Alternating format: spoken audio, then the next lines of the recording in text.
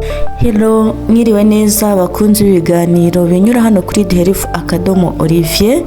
Nk'uko tubimenyereye rero, iyi ni YouTube channel cyangwa se umuyoboro wa YouTube ubagezaho ibiganiro ku bijyanye n'ubuzima.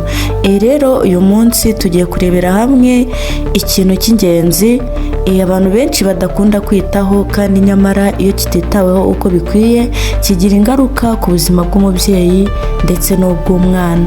Rero tugiye kurebera hamwe imwe mu myitwarire umubyeyi utwite cyangwa se umugore utwite agomba kwitaho igihe agiye kuryama. Tugiye kurebera hamwe uburyo buboneye umubyeyi utwite, cyane cyane igihe ageze kuva ku mezi 3 y'inda kuzamura kugeza ku mezi 9. Ubwo ni ukuvuga kuva mu gihembwe cya 2 umubyeyi atwite kugeza mu gihembwe cya 3. Mubyeyi rero, mu gihe utwite ni ingenzi cyane kumenya uburyo uryamamo, kuko ibi bifasha ubuzima bwawe ndetse n'ubw'umwana uri mu nda. Rero muri iki kiganiro kigufi twabateguriye tugiye kurebera hamwe uburyo umubyeyi utwite agomba kuryamamo. Nk'uko tubizi rero, kuryama biri mu buryo butandukanye. Ni ukuvuga ushobora kuryama ugaramye, cyangwa se wubitse inda, cyangwa se ukaryamira urubavu, cyangwa se kuryamira mu ruhande. Ni ukuvuga ko buri muntu ahitamo uburyo aryamamo bitewe n'uko bushaka kumufasha gusinzira vuba cyangwa se akabona ibitotsi vuba. Twihuse rero, reka tubabwire uburyo buboneye umubyeyi cyangwa se umugore utwite agomba kuryamamo.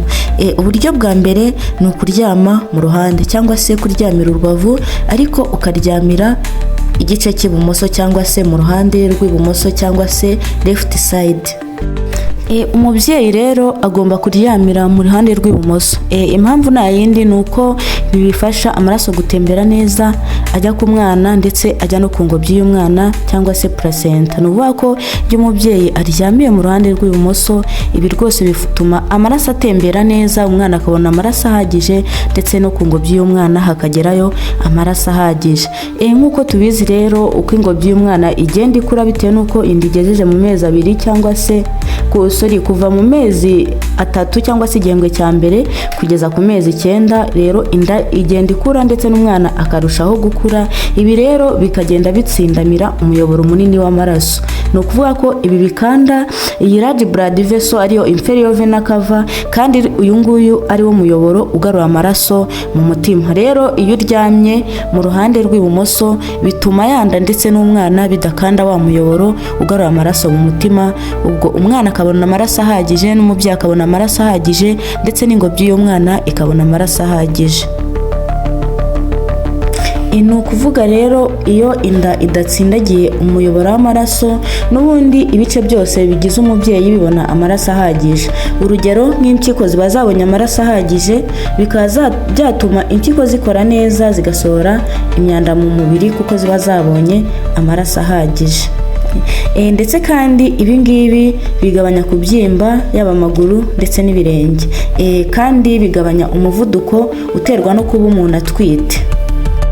Ibi kandi bituma amaraso ajya mu mwijima atagendana umuvuduko, ndetse n'izindi organe zo mu nda zikaba zabona amaraso ahagije.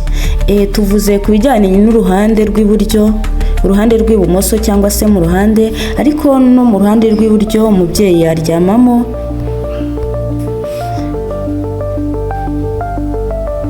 nta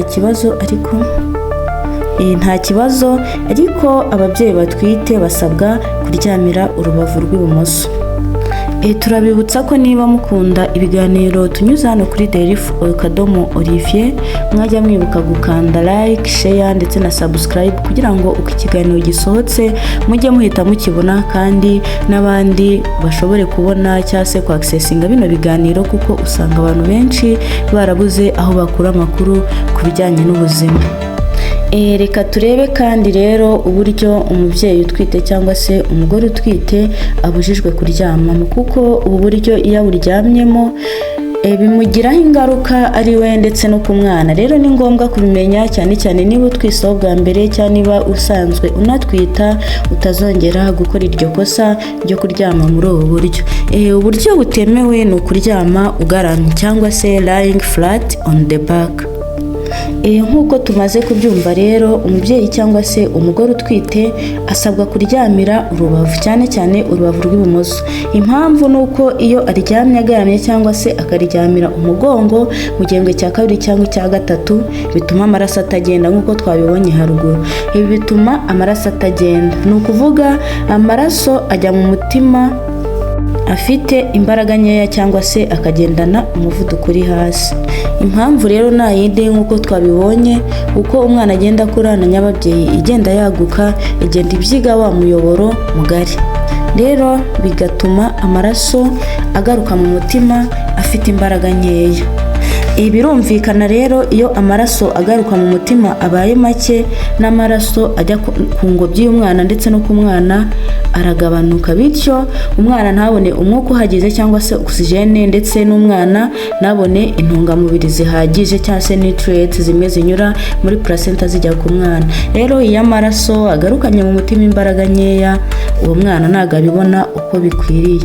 Rero ibi ngibi bikaba byatera umubyeyi kugira ikizengerera cyangwa se dizziness, ndetse n'amaraso akagendana umuvuduko uri hasi.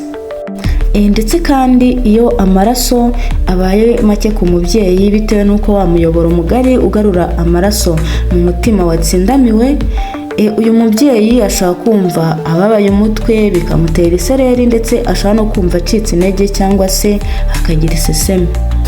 Rero ikindi tugomba kumenya ni uko kuryama ugaramye cyangwa se kuryamira umugongo uri umubyeyi ufite inda ikuze, ni ukuvuga kuva ku mezi 3 kugeza ku mezi 9. Ibi ngibi bituma adahumeka uko bikwiriye cyangwa se akananirwa guhumeka.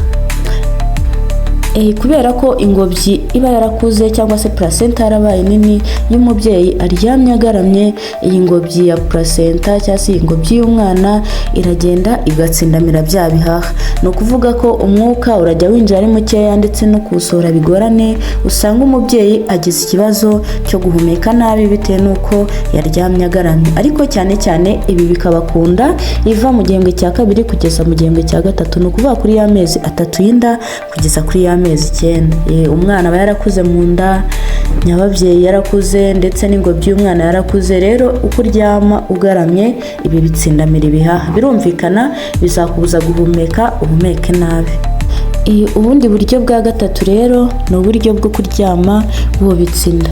Ababyeyi rero nk'uko mubizi, iyo inda imaze gukura ntabwo bishoboka ko waryama wubitse inda, kubera ko ubwabyo ntabwo byatuma wumva wisanzuye, ndetse kandi no kuruhuka ntibyashoboka, ndetse kandi no gusinzira ubwabyo biba bidashoboka.